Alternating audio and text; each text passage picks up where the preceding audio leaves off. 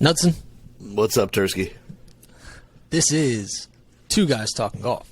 That's right. We're back, baby. Back with a vengeance. We got any nice. We got any product launches today? You know, I don't know. I don't think anything's going on in the equipment world. I mean, maybe just a small little brand called Titleist. They might have a new driver or two, maybe three, maybe some fairway woods, but that'd be about it. Just some new driver technology and fairway woods called the TSR. That's right. That already has notched 4 wins on the PGA Tour. Yeah. How's that for a launch? Yeah, I would say that they're coming out of the gate pretty hot. And I know they had wins on tour, but you know what? They had us out there hitting these clubs at TPI just like a month ago. So that's pretty big news too. Not bigger news than the 4 wins though. Or are you saying it might be? You're saying maybe we got them? Might be. I mean, we might have them just slightly. So, well, the hype was pretty big for us going in because they were already capturing major championship wins. A bunch of players were switching, and Titleist, last iteration they came out with the TSI. Yep. That was basically a world beater type driver, and I've been saying it's probably Titleist's best driver in the last decade. I would agree. Great release. I think that ATI 425 face insert, absolutely money. I think they nailed the look. Everyone loved the sound, feel, performance. It was like the fastest, longest Titleist driver that's come out. Yeah, I think that's always kind of been the knock, I guess, against Titleist drivers where, in the hitting bay, maybe they would be mile per hour, 2 miles per hour slower than competition. But, they had the shape, the feel. Good players liked it because they could shape the ball off the tee with certain models, at least. But the TSI kind of changed that. Yeah. That kind of changed it all. Like, even free agents were using it. All the Titleist guys who maybe in the past would experiment with drivers from other brands, now it was like, nope, we have one of the best drivers on the market. There's no reason to look elsewhere. So the TSI, replacing that, coming into the TSR, I think there was a lot of speculation, questions around how are they going to improve? Like, where do you go from here? Yeah. You have the feel, the sound, the look, and the hot face. So you're going to have to do something crazy to improve upon that. I guess I'll get your perspective on it first because we have finally hit the drivers. The videos are out of us hitting the drivers, and we got full fitting. We hit the fairway woods, the TSR 2 Plus fairway wood, hit the drivers, did all of it. Yep. Like, we know everything about the tech now. Everything's out there. And if you do want to learn more about the tech, golfwrx.com has a couple great write-ups and videos going on. But let's get some of Knudsen's thoughts because you are the tester and the reviewer here at GolfWRX, really. Yeah, and you're 100% right, man. I think TSI, I think TS started it all, and then going to TSI and then into now TSR. Titleist has just been on a roll. I mean, they've had so many great wood products that, like you said, where before you loved Titleist because you love the look, you love the feel, you love the sound, the shaping, all that stuff, and you kind of maybe just accepted the fact that maybe there was a driver out there that would be a tad bit longer. Now you don't have to give that up.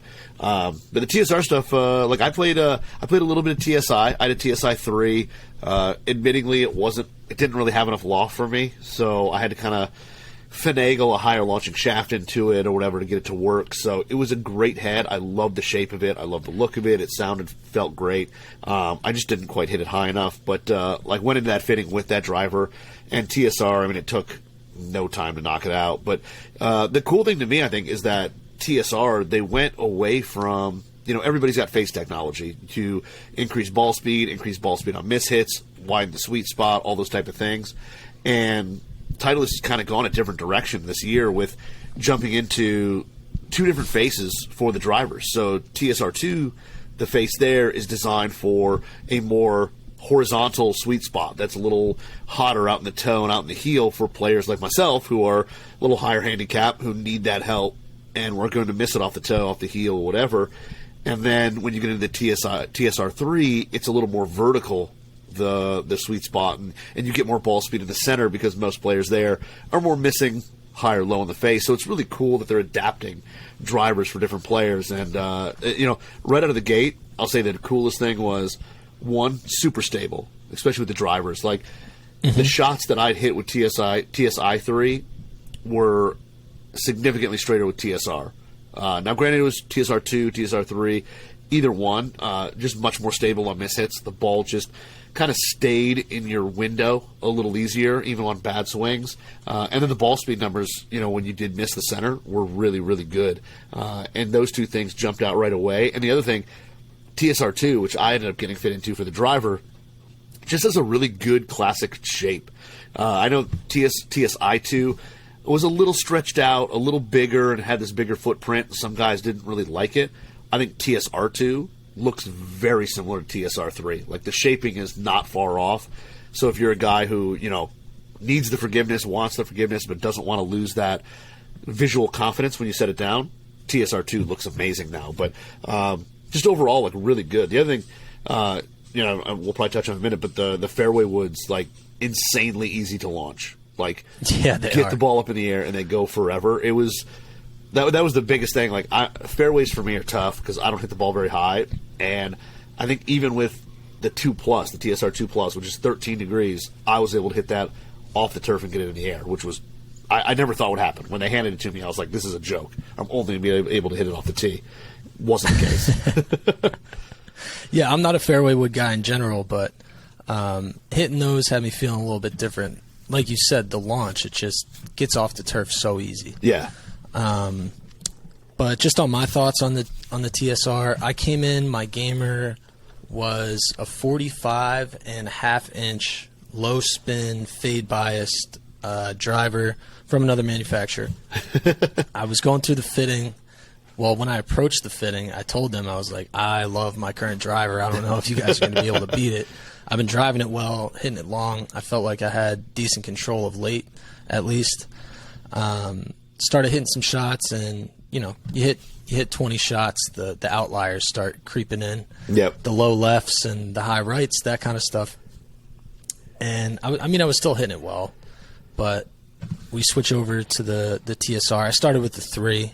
I'm a 3 guy. Yeah. I'm TSR 3. Like, the 2's always going to be a little bit too high spinning, high launching. I hit a couple shots with it. Like, it's not made for me. I'm a high spin guy, high speed. I already struggle probably hitting it a little bit too high with too much spin. So TSR 3 is perfect. That's the shape I want. So we started there. Immediately became clear that my driver was probably going to get beat. I was hitting the TSR 3 a little bit farther and straighter. So much so that we actually went down 0.75 inches, wow, which is pretty that's significant. It felt like a 3-wood to me. And just mentally, I was like, I'm not going to be able to hit this out of my shadow, et cetera, et cetera. But, within a few swings, then you see the numbers. It's like I wasn't losing any distance at all. I don't know how that's possible. Maybe it's because, I'm hitting the center of the face a little bit more often, a little bit more comfortable. And as you get more comfortable, you can swing a little bit harder and release it and know that the ball is not going to turn left super hard. Like, a couple of the left misses were popping up early with the TSR, but they have the sliding weight in the back, the SureFit adjustable CG track, I believe it's called officially. We put that all the way out in the toe position. There's 2 different, like, fade bias, 2 different draw bias that you could put it into, just slightly or extreme. I went the extreme route, because we get that extreme hook every now and then. So that's right. Nice to have. And they also kind of expanded out their head weight system. I think they added an additional option where I think it was 0, 2, 4, 6, and then they added an 8. Yeah. Yep. To it just gives, like, people like you, like people that like tinkering and messing with their shafts and swing weights and stuff like that, just a little bit more flexibility, which is nice. I mean, I think people overlook head weight and swing weight a little bit too much as amateurs, where it's just like, oh, I'll change out this weight. It's like, you want to have a purpose and be able to gauge what's going on and know the effect that it's going to have on the shaft and the feel. Yep. But it was nice to have that capability. Ended up going only 2 grams heavier and 0.75 inches shorter, all the way in the fade position, and I was hitting this thing on a rope. Yeah, I was definitely outperforming the gamer, no doubt. I just got it the other day. I have yet to take it out on the course though. Like, that's the ultimate test. Yeah. Really play 18 holes, and for me, what I want to do when I am like testing, get that last tee time of the day. And get the course to yourself and just go out there with like 3, 4, 5 balls.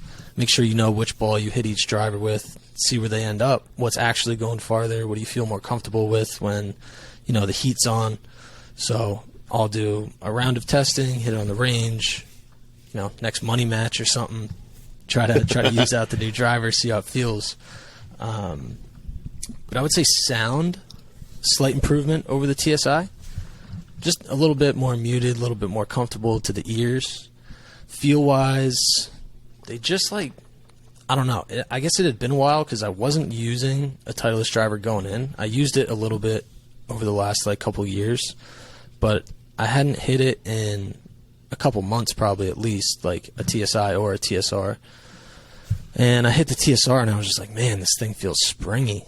It's soft and springy. But it's not offensive to the ears, so it's not off-putting. It just feels good. It feels soft, and it just sounds like a fast, soft driver should sound like. Yeah, so, I agree. I mean, it was just hitting all my boxes, and even going in, I kind of had in my head I wasn't going to switch to it, and it wasn't going to win. I was kind of skeptical, but it quickly proved me wrong. And the fitters there are great. I think they identify what you need to switch. We even went up in grip size. I went to a mid-size Golf Pride grip where that's nothing. Not that I hadn't thought about grip size because I would always get 2 wraps, but having a little bit more cushion under there kind of kept me from flipping super hard, and just getting the driver dialed in to exactly what you need and protect against your flaws. I think we know this for the most part. Retail buyers get it wrong by not getting fit. It's you kind of just assume that, I know exactly what I need, and sometimes I even feel that way. But then you go through a fitting, and every driver has a slightly different CG, slightly different feel, even head to head, same company, same model. Some drivers might just feel a little bit different. You might have to do something slightly different with the shaft or with the head setup. For you, maybe throw a little lead tape or rat glue on there, the true tinkers. But it's true, you got to get the driver set up to how you want. My metaphor is always, when you get in a rental car or a new car for the first time, you got to adjust the mirrors.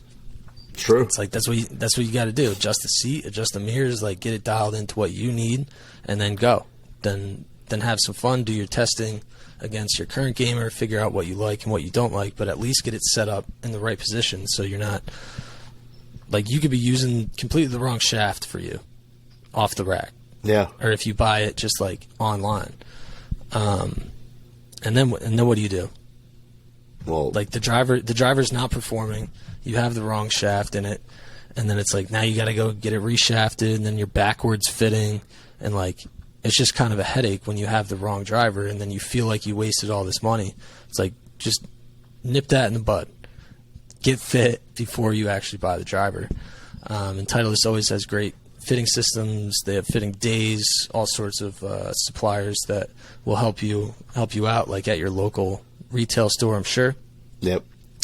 So if you're interested in trying the TSR, I would say go through a fitting.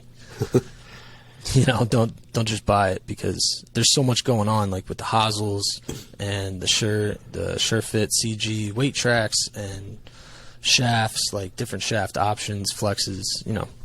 It's hard. There's so many moving parts, and trying to fit yourself is always more difficult than even fitting someone else, because you got your own biases. 100%. So that's my rant. That's my rant about fitting. But I do think it's very important, because after going through a fitting ourselves, me and you, we think we know it all, but then you actually step up and you learn a few things, and you change into something that you didn't think you would. 44 inches or 44.75 inches. Not something I saw myself getting into before I went out there. I go through it, and then it's just like obvious. I have more control and no loss in distance, so why wouldn't you? Yeah, I did the same thing. I went down to 44.5, and it was one of those. We had pretty much everything dialed in for the most part, you know, in terms of it was a TSR2 head, it was a 10-degree head. We were probably playing it in a little flatter setting. I mean, everything was pretty much dialed in. And then it was one of those, I was catching things a little bit, kind of, I just wasn't hitting the center. And, you know, basically, yeah, my fitter, you know, Chris was just like, here, handed me you know, he's like, going a little shorter. And it was like two swings. We both kind of looked at each other and were like, yeah, that is like, that's center contact. Like, we're hitting the center now. And it was like, it was one of those things where it was just, that was like that last piece of the puzzle, you know, after we had gone through and I'd hit a handful of shafts. I mean, a handful of different heads. I mean, they kind of had us hit everything, even though, like, I knew I wasn't going to fit into a TSR4. Like, that's not my game. I'm not high spin like that. I don't launch it high. I don't need that. But just, you know, since we were there, media, like, let's just try it. Let's hit them, see, you know, get a little feel for them. But yeah, like you said, with that fitting, it's like that little piece that you might not even think of in terms of length or grip, or, you know, just changing one little angle on the, or, you know, one little setting on the Sure Fit hosel or something like that can make a big difference. And like I said, just it could be that missing piece that all of a sudden you go from like, yeah, this is a pretty good driver to, oh man, like there it is, like that's the one. I've been fortunate. I've got mine out on the course a couple times, and I've been in a real driver swing funk. Tonight, I just started kind of figuring out a little bit, getting out of it. Okay. But the past 2 rounds have just been, I mean, it doesn't matter what, I was walking out there with 3 drivers, but even my brother, I was playing with him last week. Maybe that's the problem. Maybe because you're bringing so many drivers that. Maybe. But it's in your head. I had 3 I think I had 3 drivers, and I played last weekend with my 2 brothers and a buddy of ours, and by like, I think it was like the 11th hole, I think even my one brother was like, dude, you're hitting the Titleist so much better. Like, you're not hitting you're not hitting any driver good, then the Titleist is at least in play. It gives you the best time. shot at advancing forward. He's like, why are you even messing with the other ones? Like, you're hitting the Titleist way better. And I was like, yeah, you're kind of right. I'm definitely, and it just goes to show you the forgiveness side of it, because, like I said, if he noticed right away that, you're hitting the Titleist and it's in play, and the other ones you're like flirting with OB and stuff like that, just keep riding the Titleist. Let's keep going. So, yeah, I've been fortunate enough to play it a little bit. Like, I'm excited now. Like I said, I kind of seen a little light at the end of the tunnel, so I'm excited to hit some more balls with it. And like you said, we're getting to the point now where, especially up here in the north, like tonight was my last league night, so now I'm still going to be brutal. No, I'm still playing on Thursdays. Don't get me wrong. Okay. But usually there's like nobody out there, so I roll out. I'm by myself, or maybe one other person, whatever. And like you said, play 2 balls, 3 balls, whatever. Hit a couple different shots, hit some different clubs. It's like kind of my favorite time to play golf. Is this little It's so fall. much fun. Yeah, give me the course to myself at night. I'll play till it's dark out. I'm just going to walk. When I'm done, I'll just hike it back to my car and go home. And I love getting out there and playing. It's just a blast because I get to test out stuff on my own time, no pressure. But I want to say this: the TSR 3-wood. I've been on a 3-wood hunt for a long time. Like, I just haven't found a 3-wood that's had the magic of my old XR16 from 2016. And the 3-wood's pretty good. It's pretty good. The TSR2, I mean, I'm able to hit it off the turf. It's great off the tee. We've actually got it turned down a little bit. I think we've got it turned down like 0.75. I can still get it in the air, which I didn't think was going to be possible. But it's been pretty darn good. I won't put the magical unicorn sticker on it quite yet. But it takes time to get that. Yeah, exactly. But it is trending in a very, very good position. So I'm excited to play that thing a little bit more. And then the 5-wood's super easy to hit. It goes up in the air. It may be a little long. Like maybe I was tired or whatever. When we were getting fit, I was like, yeah, I play a 7-wood now.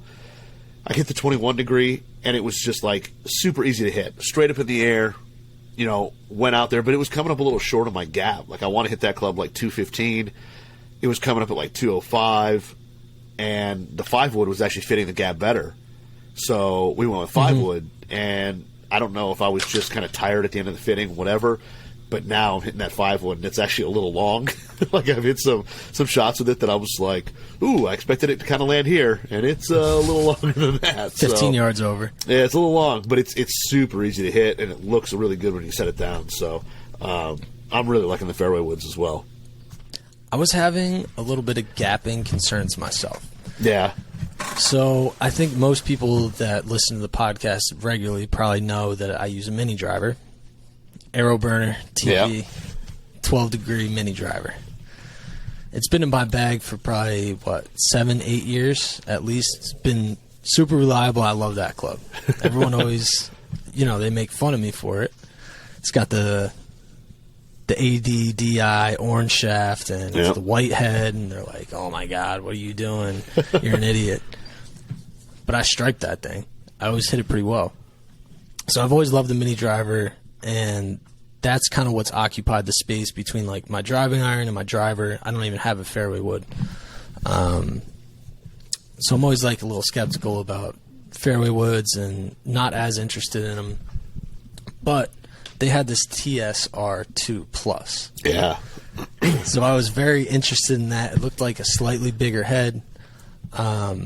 It looked like mini driver-esque. Yeah. So I went in kind of with that in my mind, very excited to try it out.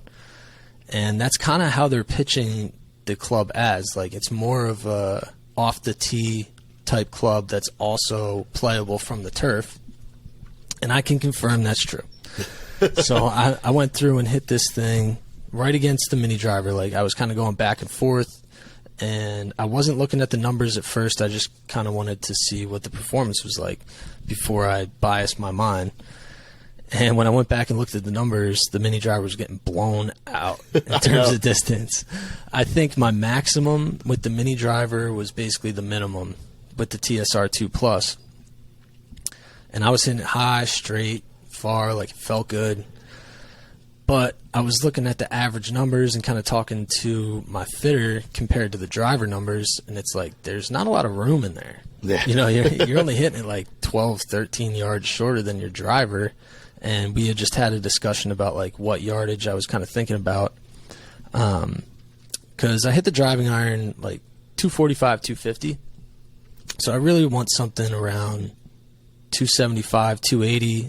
If the driver goes 305, let's say, Arizona golf, it might go way farther. But I need something that's like, 25, 30 yards shorter than the driver at least. And the TSR 2 Plus was approaching that, like getting a little bit too close for comfort, almost crossing the line of what exactly I wanted. So I was like, let's try the TSR 3. And, woo, this thing's money. It was going not as far, but like just as far as I wanted. It was hitting my like 275, 280 with this 3-wood and getting up in the perfect window. Like when you imagine a high, really high ball flight, like in my mind at least, it like gets close to ballooning, and I think of high spin where it's like that's a floater. Like you're not going to be able to do much with that. Yeah. This is more like high launch, low spin. It's more of that like classic driver ball flight that you're kind of looking for, except it goes, for me, 25, 30 yards shorter than the driver with like a little more control. And then if you throw the ball on the turf, it gets up even easier because what they did was lower the CG. Yeah. They took some weight off the hosel. They got rid of what did they get rid of? The channel? Yeah, the at the bottom of the club as well. Yeah, yep. The arc channel. So they got rid of that. They freed up some weight to move low and back and really get that weight low so the ball launches super high very easily. And the ball just, I'm not used to hitting a lot of fairway woods, and seeing a ball take off like that after not having a fairway wood in my bag off a super modern new 3-wood. It's just incredible what they got going on with these fairway woods these days. Just launching high, going crazy far, like hitting it farther than I used to hit drivers probably, back in the day. Just really incredible, and I don't know if it's going to make the bag. I mean, I'm going to have to really hit it like a bunch of times against the mini driver, the driving iron, figure out where it fits, where I feel comfortable playing it. But like it's more consistent. It goes as far, and it goes higher. So if that's ultimately what I want, and I'm going to use it enough on the course to justify having a place in the bag, it's got a legitimate shot. Yeah. I remember you that. hitting it, and I remember hearing something. I think you said something like, "Nuds, I think the mini driver's done," or something like that. It was like you just made some comment because I turned around like, "What?" Yeah, man. So, yeah, the 2+, I was super intrigued about it too because like Did you hit it? Yeah, and like Okay. like my 3-wood is not a club I hit off the turf. Like it's just not. Like 90% of its life is it's a tee club on short par 4s and things like that. So I was actually super excited to try it, and it just, unfortunately for me, didn't quite spin enough. Like, I just didn't have the control with it that I had with the regular TSR2, and I think Chris Monteiro said it was just a matter of, like, the couple hundred RPM more spin that I got from the TSR2, the standard one. It just gave me a little more control. So I was super excited. I really thought the 2+ would be kind of like my jam, and it would be like, off the tee, that'd be my club. But unfortunately, it just didn't quite. I couldn't get quite enough spin with it, and the TSR2 I hit it, like you said, not quite as long, but I was able to hit it straighter, a little more control, and it was just it worked out to be better. And so far, like I'm really happy with it. So overall, just the stuff there was so good, and like you said, like going and being able to hit a TPI and things like that was just really, really cool. But like you said, I mean, having hit the TSI stuff and then going to TSR and actually seeing, people always ask us, like, what is there a difference between last year's club and this year's club? Like, really, do I need to spend the money or whatever? Do you need to spend the money is always a question you have to ask yourself. I mean, that's up to you and your wallet. But to say that you're not, some people say, well, I don't notice a difference between last year's club and this year's club in terms of manufacturers. I think if you're somebody who plays TSI, whether it's a fairway, driver, whatever, and you go hit a TSR, you will probably see a difference. You're going to see a difference in whether it's ball flight or ball speed or forgiveness, whatever. You're going to notice a difference. Is that, a big enough difference where you need to spend money to buy a new club from last year's, TSI? That's up to you. But I think it's one of those where from year to year, or I guess it's 2 years, but from generation to generation, there's a noticeable difference. A noticeable difference between, the TSI and TSR. I would give my stamp of approval, even though it's not what I walked away with and not what's going to go in the bag. I would give my stamp of approval, especially to the TSR 2+. Yeah. Oh, like yeah. if you're in the market for a secondary club off the tee, and you want a nice go-to that's you're not going to give up like huge distance over your driver, but you're going to pick up control. I would definitely give that a test. Yeah, it's good. Maybe you're not in the market for a driver, but you're like, I need something between this and that. Try it out. Yeah. That's my suggestion. And honestly, the 5 and 7 woods are really good. Like the one thing that was like the bugaboo for me with going to a 7 wood, it was every 7 wood I've ever looked at for the most part looks 3 degrees shut. Every one of them. Like they just look shut. And the PXG I have in my bag now and these TSRs both look dead square when you set them down. And that, to a guy like you and I who hook the crap out of the ball, that is so huge. When you're seeing a lot of face already, you're seeing a lot of loft, you're seeing a lot of face. And the grooves. Yeah, and the Full grooves face and all grooves. that. To now not have it look shut, I mean, it gives you so much confidence swinging that club.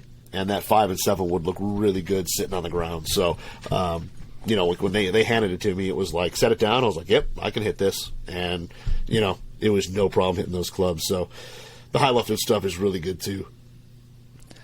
All right. Well, I think we exhausted the Titleist TSR segment. Do you want to say something else? Well, no. Before we move on, what were your specs? What did you get fit into? Because I think you got 2 clubs. I ended up getting 3. But what specs was your? I called them. All right. Well, you got to give me a second. Let me look them up. All right. So while you're looking up, I don't just reel off specs like you do. Like I know the length. So I got fit into. I know the loft. But give me a second here. So I'll go first then while you're looking yours up. I went TSR2 driver, 10 degree head, set at B1, which is the flat setting, so 10 degrees aloft, flat setting with a Project X hazardous black 4th gen, 60 gram, 6.5 flex at 44.5 inches for the driver with just a standard Golf Pride Tour Velvet 360 grip. Then I went to 3-wood, which 3-wood was the TSR2, 15 degree, set to, I think it's C4, which is 0.75 degrees aloft down and flat, with a Project X, with the same Project X hazardous black 4th gen 70 gram in a 6.0 flex, in just the stiff flex. Cut down to 42.5 inches. And then the 5-wood was a 5-wood set at B1, so standard 18 degrees aloft. Project X hazardous black 4th gen 80 gram 6.0 flex, but red at 42 at the standard length of that. So it was only a half inch between my 3-wood and 5-wood. And the standard, like I said, all three had the standard Golf Pride Tour 360s on it. So that was what I got fit into out there. And I tried a ton of shafts, so I was kind of shocked I fit into those hazardous. I didn't think they would. I thought they would launch too low. They ended up being really good. You know what you are, Knudsen? What's that? You're a club junkie. Oh, I am. Just start a podcast. All right. I got all my specs dialed in. Shout out Joey Saywitz, my fitter over there at Oceanside TPI. I'm just going to reel them off All right. as they're listed. Right-handed. Obviously, I'm back to playing right-handed. No longer lefty. Good point. Hosel setting C1. Weight setting toe 2, as discussed. Sure fit weight plus 2 grams. Length minus 0.75, so that is 44.75 inches. Shaft Mitsubishi Tensei 1K black 75X. Golf Pride Tour Velvet mid-size black grip. First time I've ever played a mid-size grip. Nice. Any other questions there? No, I don't think so. Those are all the answers I have, so let's move on to the fairway wood. TSR3, 15 degrees. Oh, I was 10 degrees on the driver. 15 degrees on the fairway. Hosel setting, C1. I also went toe setting on this, but only toe 1. Plus 6 grams on the weight, minus 0.25 inches. Mitsubishi Tensei 1K black, 75X again. No change in the weight or flex. 75K X on both of them. Also went mid-size, Tour Velvet, and that's it. Nice, man. That's nice. what I got. And my 3-wood was D1 setting, so that's the down a little bit and flat. So, but yeah, it was a good time, man. We had a fun time. We had a great time out there. Everyone We did. was awesome. You know, shout out to everybody out there. We had a great time, and it was fun. So it was one of those great experiences that you just get, and I will since not forget it. Yeah, we are lucky to, be in the jobs that we're in, to be able to go out and call work like a day just testing on the range. But we did do some serious talking, learning tech, going through the presentations and stuff. I sat down with Stephanie Luttrell, the director of Metalwoods over at Titleist. That video is on YouTube. I know you sat down with JJ, Titleist Tour Rep JJ, and Stephanie on your podcast, Club Junkie. So that's live. Everything's live. Yeah, if you want to see us, go through the fitting, that's live. Podcast live. Tech Talk live. Check us out, Golf2BRX on Instagram, YouTube, golf2brx.com. It's all out there. Yep. All right. Titleist segment in the can. Let's move on to the golf world's been popping off. Okay, it's been wild. That's what's been happening in the golf world. I went to Europe for a week. I come back and everything's changed. It's all changed. And Tiger and Rory have an indoor golf show. PGA Tour is cranking up the money. They're giving out $500K salaries to the players, which I think is a good thing. I think players should have some guaranteed minimums, stuff like that. Fighting for your family week in and week out on the PGA Tour. It is expensive. I know. I think it was James Hahn who was tweeting about expenses on the PGA Tour. You got to fly the family, coach caddy around, hotels, travel, food. Airbnb or house rental, whatever you're doing. Like, things get expensive on the road. Yeah. And I think he was just pointing that out. I don't know what else he was getting into, but I know he tweeted something like that, and people were giving him a hard time, like, boo-hoo, you made $1 million last year. Who are you to talk about expenses type thing?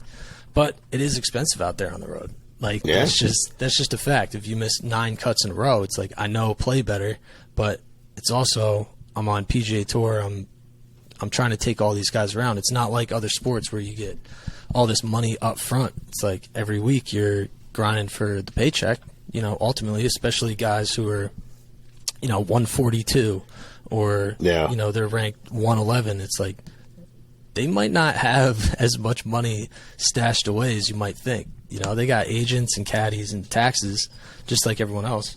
So I hear that argument.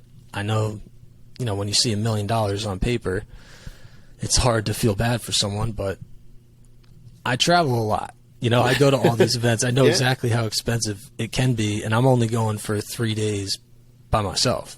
Yeah. So I understand that, and I understand the need for minimums and salaries and why the players would like that. Yeah, I agree. I mean, I think also, too, you take into account, like you said, you've got agents, and the agent, fine, whatever, but, like, you've got a caddy, that if you're a caddy for a player who's in that, like, lower tier, I mean, that's, you're not going to be making hundreds and hundreds and hundreds of thousands of dollars. Like, yeah, you hear that Rory's caddy and those guys, yes, they're making so much money, and because their players playing really well, they're one of the top in the world, whatever, but there's not that many of those jobs around, and there are a lot of jobs at the lower end where, like you said, if you get cut, like, I think a caddy gets like maybe $1,000 or something for the week, no matter what, or there's some money there. But like you said, $1 million on paper is a lot of money. When you look at, like you said, the travel expenses and all the expenses that they take in, that takes its toll on that, after taxes, call it $600,000, $650,000, depending on where you're living. That's it starts dwindling down. And granted, it's still a lot more money than a lot of people make and all that, but, you think these guys are just rolling around in Rolls Royces and all that. That isn't the case. There's a lot of guys, and then a lot of guys who came up from the Korn Ferry Tour or other tours where they weren't making that much money there, so it's not like they have this huge bankroll sitting in, behind them that, like you said, if they miss 9 cuts, they're just like, yeah, no problem, I've got, millions in the bank. That's not the case. So to have some money there is kind of a backup for some of these guys, just to have a little breathing room, and whether it's to pay caddies or pay coaches or whatever it is to just get by. I think that's a great move. I think that's something that if you're a person who earned their full-time tour card and you're at that minimum, at least for that year, 2 years, however long you have that permanent card, you know what, hey, I'm going to be able to afford my coaches and afford my, the stuff I need to try to play better and try to progress through this sport. I think that's huge, and it's going to help some people really play better golf than they would have without it. It's a lot of pressure when the 4-footer is for, like, your livelihood and be able to put food on the table.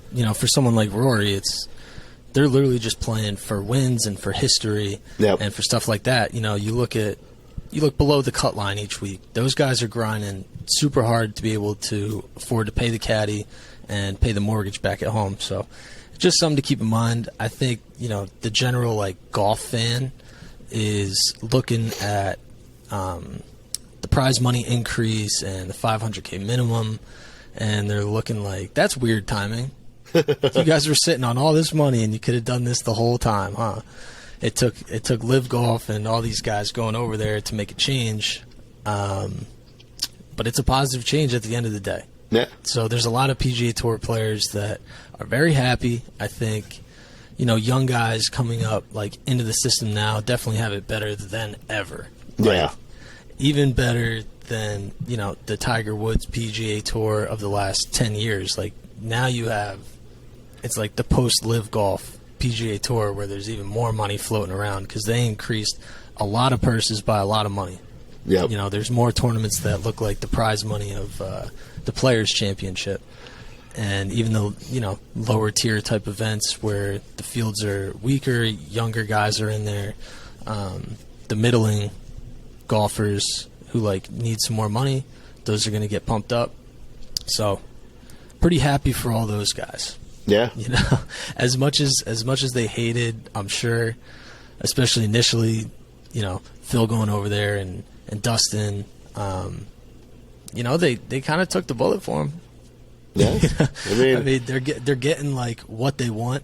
I'm sure that the PGA Tour is listening to the players more than ever. They're having meetings.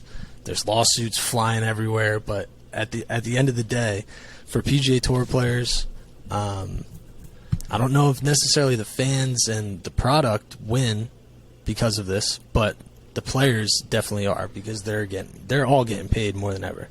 Yeah, So I think they've worked hard for their whole lives, and they've achieved, you know, the top tier status in the golf world, and now they're getting paid more like other sports. And I think honestly it could help the product of what is the PGA Tour, that product in the long term, because I think that all of a sudden entices more young players who maybe were deciding that, you know, as they come out and want to go pro, do they go to the PGA Tour? Do they go somewhere else? What do they do?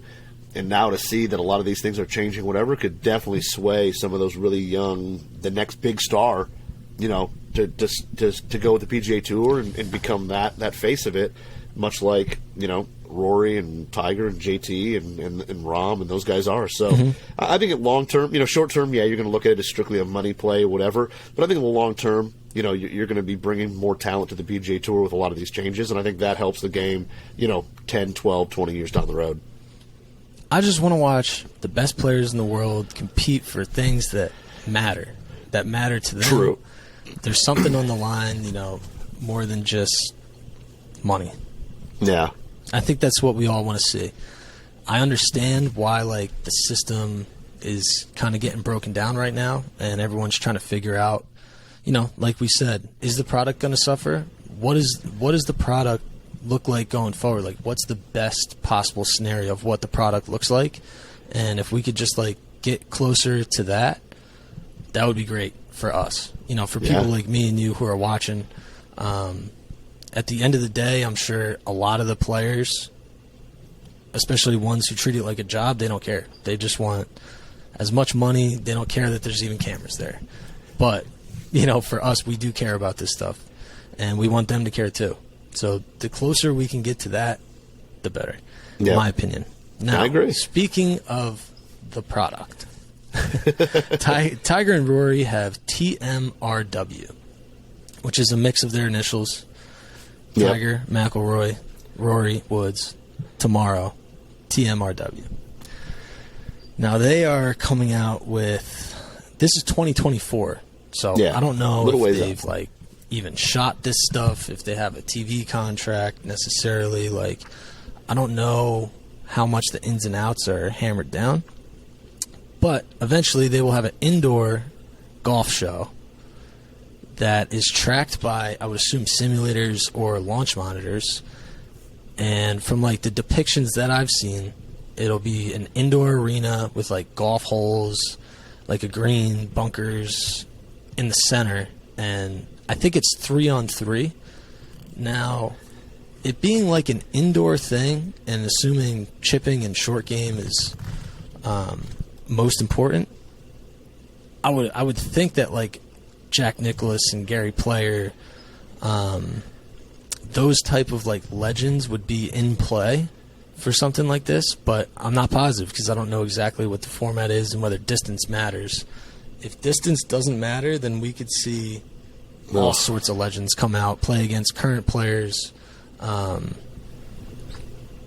think, like, it could be interesting. It could also be, like, the worst thing ever. I mean, I have no idea at this point. It's 3-on-3 indoor golf, so something completely different. I think it has potential to be really cool. I think you could put together some really cool, you know, teams. You know, whoever is the hot ticket at the moment. You know, you could pair up some, you know, music star, you know, entertainer or whatever. Celebrities. I forgot about celebrities, too. Pair them up with a pro, whatever. I mean, you could make some pretty cool matchups, I think. Get a random amateur in there. Like, we always want to see how random amateurs can hold up to pros. I mean, maybe throw them in there. have some charity auction for 2 spots or something like that. I mean, like that. Like I said, there's a ton of options that I think you could make it pretty interesting. And then from what I've read on it, it's simulator based, but then they've got some of the short game stuff happens live with this big green and like you said, bunkers and all this stuff there.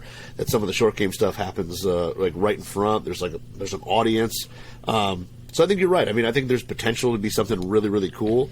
And like anything that's totally new and something totally different, there's a chance it falls flat on its face. I mean, you just don't know. It depends on, how strict they get. Do these guys get to show up, you're going to see Tiger walk out there in T-shirt and jeans or whatever. I mean, are we buttoned up PGA Tour style? I mean, I think a lot of that's going to play into it. But, I think if you kind of let it have a casual, cool thing, all that, I think you could make some fun out of it, and I think it could be entertaining. Now, I think I've read they promised 18 holes in 2 hours. Do I want to watch 2 hours of it?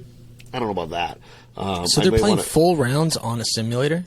Is that what it is? I think so, and that's what I kind of read, and it's supposed to be under 2 hours or something like that for 2 teams to play or whatever. But 2 hours may be a bit much, I mean, depending on how it's laid out.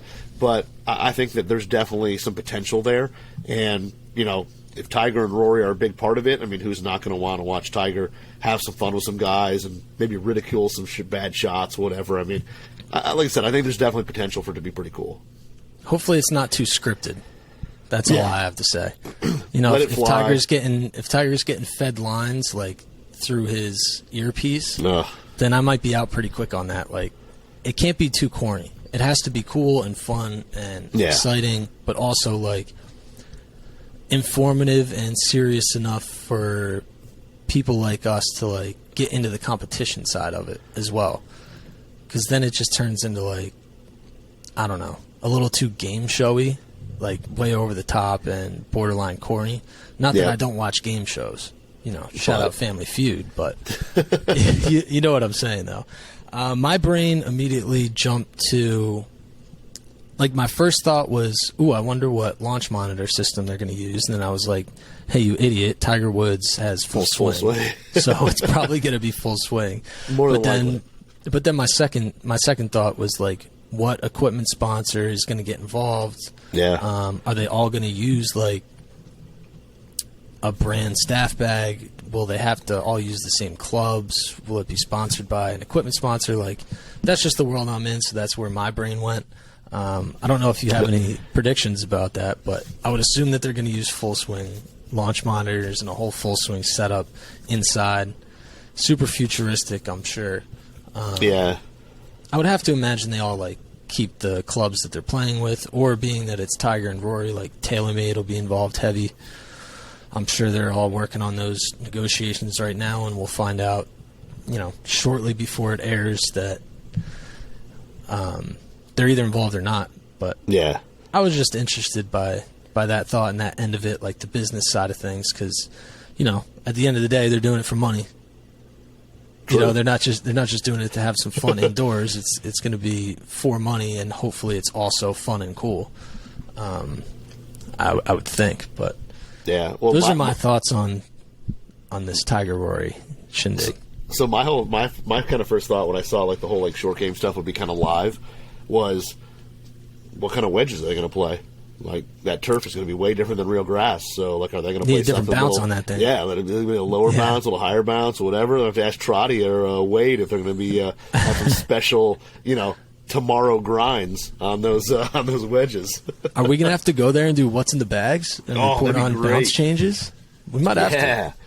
Trotty and Wade on the tour truck, Shane on the tour truck out there grinding outside of the event.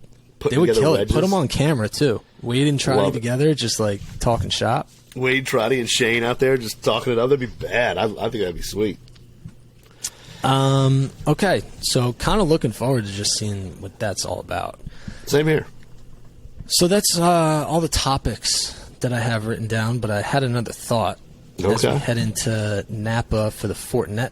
I will be there. Me and Greg will be rejoining after our really 2 weeks off. That's all you get with the season. But we'll be back in Napa doing all the what's in the bags, the changes. Guys have had a couple weeks to make their switches, do some fittings. get into new product if they want. Some guys who had been rocking with old product throughout the whole season, they felt comfortable. Maybe now is the time they do testing. So it's always interesting, like the first event, to see what happens. And some new faces that might be out there for the first time. But we have one shot at this before the season actually starts. I need some predictions. Who will be the winningest golfer of 2021-22? Like, who's your favorite to win PGA Tour Player of the Year? And will Rory win the Masters? I guess those are my two prediction type questions. So who will win Golfer of the Year for next year or at this year? For next season. Like, who's going to win the most over the season? Like, Scottie Scheffler came out super hot, 4 wins. Like, in all likelihood, he's going to win Player of the Year.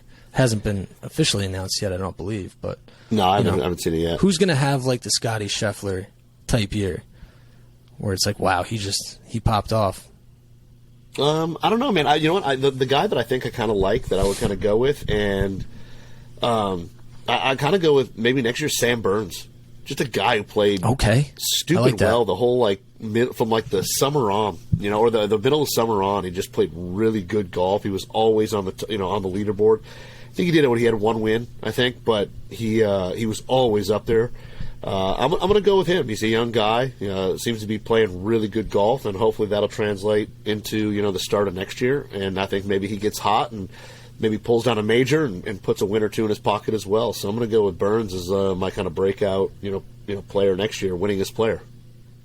Okay, this isn't necessarily a breakout player, but he's been kind of cold this year. And I think next year he's going to get hot. I think he's going to have so much confidence by having an off year and getting that out of the way that he's going to play with so much confidence, and that is the young Colin Murakawa. Ooh. He's been quiet, but like every time I watch him hit balls, he just stripes.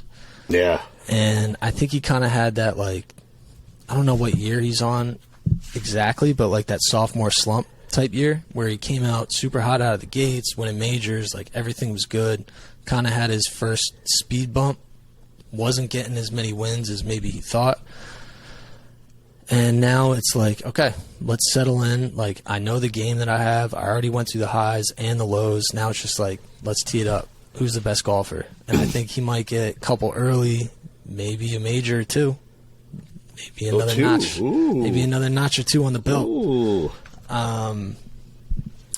But yeah, I guess the reason like I asked specifically about Rory, one, he's written on my list of topics, and I was staring right at his name as I was thinking of prediction topics. But I do think that's like one of the biggest storylines. He's obviously playing very well again, and he needs a Masters win to finish off the career Grand Slam. It's kind of been his bugaboo at Augusta. He'll probably, in all likelihood, I mean, I don't know the ruling that's going to come down, but in all likelihood, probably fewer past champions there than ever. Yeah.